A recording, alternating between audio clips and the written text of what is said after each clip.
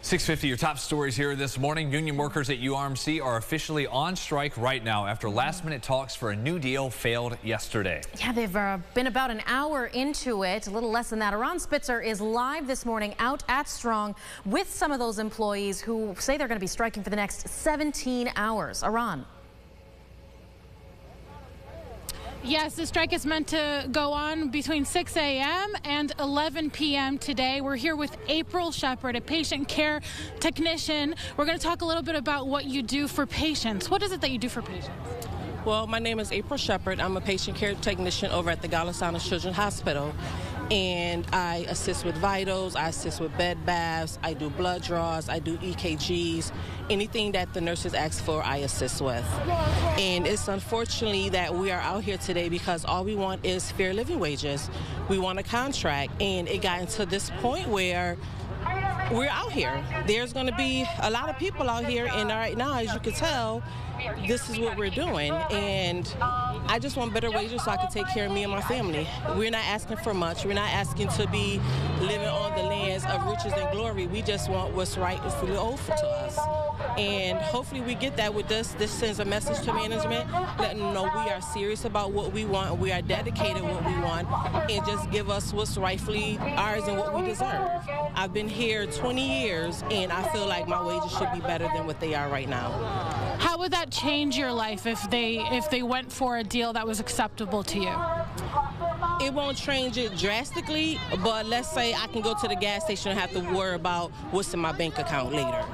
You know, it's just living check to check is very challenging, and I know that a lot of people in the community are doing that. But when you work for one of the largest hospitals in New York State, we should not be making bare minimum wages.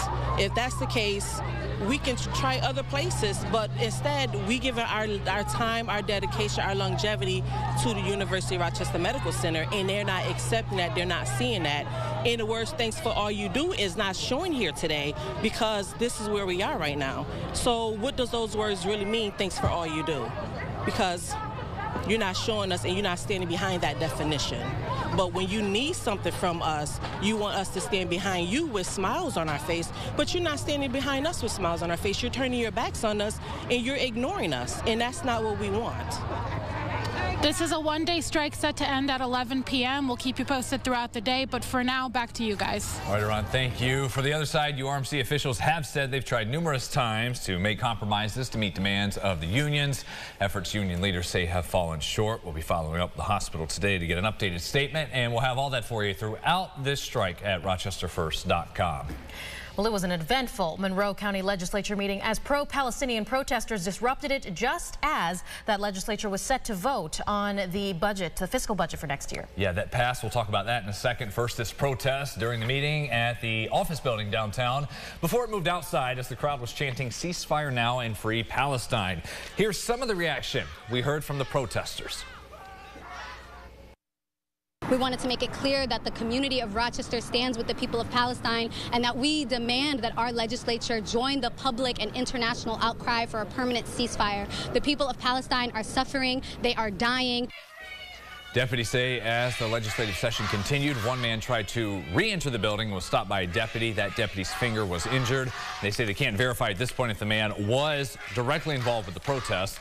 The president of the Ledge, Sabrina Lamar, responded saying, yes, people have a First Amendment right to express their opinions, but that does not give people the right to interfere with the rights of others or with governmental proceedings. And once the legislature did return from recess, they voted on that $1.4 billion budget for the next fiscal year. The spending plan passed unanimously for the second year in a row, with the priorities including increases to public safety, more money going to the sheriff's office so they can hire more deputies.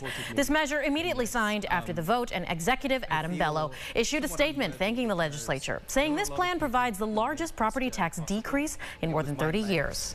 Sunrise traffic here at just about 6:55 as we look around town. The expressways are looking okay. We have seen that one accident showing up on the map on the west side at J Street between Orchard and Saxton. No heavy delays around that at that intersection. We'll check your morning commute again when we see you at about 7:25. Lollipop Farm reducing dog adoption fees this month, with many dogs waiting so long to find a forever home. So the people at Lollipop remind you the holidays are a great time to find a new friend. Adoption fees for adult dogs will be 50% off. Senior dogs older than 6 will be free. And more info on how you can meet some cute canines of your own, visit lollipop.org.